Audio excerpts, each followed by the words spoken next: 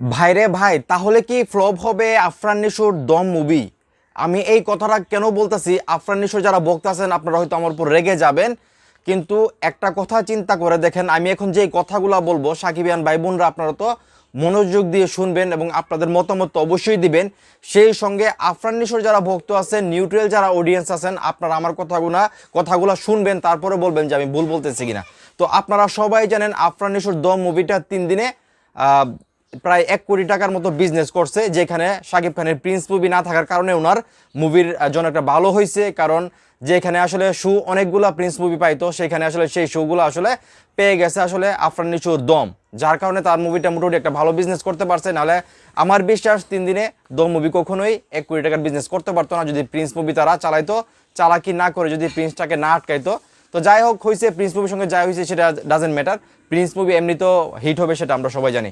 তো যেটা বলছিলাম যে দম মুভি হয়তো বা ফ্লপ হয়ে যাবে, কিসের কারণে বলতেছি, আপনারা সবাই জানেন দম মুভির বাজেট অলমোস্ট 10 কোটি টাকা। তো সেইখানে তারা 3 দিনে মাত্র 1 কোটি টাকার বিজনেস করছে। তো চিন্তা করে দেখেন, 3 দিনে 1 কোটি টাকার বিজনেস করছে দম মুভি, যেখানে ঈদের ছুটি চলতেছে। ঈদের ছুটি কিন্তু অলরেডি আজকে 4 দিন, ঈদের ছুটি হয়তো বা অনেক জায়গায় শেষ হয়ে গেছে এবং কালকে থেকে সবাই সবার কাজে ব্যস্ত হয়ে যাবে।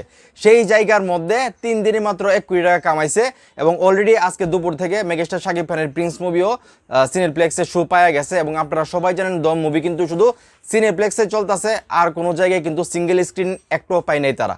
তো যেই মুভিটার বাজেট 10 কোটি টাকা, সেই মুভিটাকে হিট হতে গেলে কমসে কম 13 থেকে 15 কোটি টাকা ইনকাম করতে হবে। মানে ওনার যেই বাজেট, সেই বাজেট থেকে 3-4 কোটি টাকা তো অবশ্যই বেশি কামাইতে হবে, তাহলে মানে হিট হবে, মানে সুপার হিট না। তো সেই জায়গা থেকে মাত্র 3 দিনে যদি 1 কোটি টাকা কামাই, বাকি 9 কোটি টাকা তারা কোত্থেকে কামাবে? 9 কোটি টাকা কামাইতে গেলে তাদের 10 কোটি হবে এবং বাজেট উঠবে। এবং তারা যদি মুভিটাকে হিট করাইতে চায়, তাহলে তাদের কমসে কম 14 থেকে 15 কোটি টাকা কামাইতে হবে। কিন্তু আফরান নিশোর যে লাস্ট মুভিগুলো ছিল, একটাও তো আসলে মানে 3-4 কোটি টাকার বেশি হয়তো বা কামাই নাই, যদিও অনেক অনেক কথা বলছে। আমার মনে হয় না যে একটা মুভিও 5 কোটি টাকার মানে পর্যন্ত যাইতে পারছে। তো সেইখান থেকে ওনারা 1 কোটি টাকা কামাইছে, ঠিক আছে, এটা মানলাম, কিন্তু বাকি 9 কোটি, বা আমরা যদি প্রফিট সহ হিসাব করি, বাকি ধরেন আপনারা আরও 10 কোটি, 10 কোটি কি আরও 12 কোটি বা 13 কোটি, এই টাকা তারা কোত্থেকে কামাবে? সেটা কি পসিবল? আপনারা কি মনে করেন সিনেপ্লেক্স থেকে তারা মানে আরও 13-14 কোটি টাকা কামাইতে পারবে? এটা কি সম্ভব? এখন ঈদের ছুটি প্রায় শেষ, মেগাস্টার শাকিব খানের প্রিন্স মুভির ছাড়ার সঙ্গে সঙ্গে টিকিট সব বুকিং হয়ে যাচ্ছে, হয়তো বা 1 দিন বা 2 দিন তাদের মুভি চলতে পারে। এবং শাকিব খানের মুভি আমরা সবাই জানি 3-4 সপ্তাহ মানে সিঙ্গেল স্ক্রিনেই চলবে, সিনেপ্লেক্সে তো জাস্ট চলতেছেই। তো সেইখান থেকে আমার মনে হয় না কোনোভাবে আফরান নিশোর দম মুভি 13-14 কোটি টাকা কামাইতে পারবে। সর্বোচ্চ 4 কোটি 3 কোটি এরকম কামাবে। আমার মনে হয় যেটা ডিজাস্টার হবে, মানে আমার মনে হচ্ছে ডিজাস্টার হবে।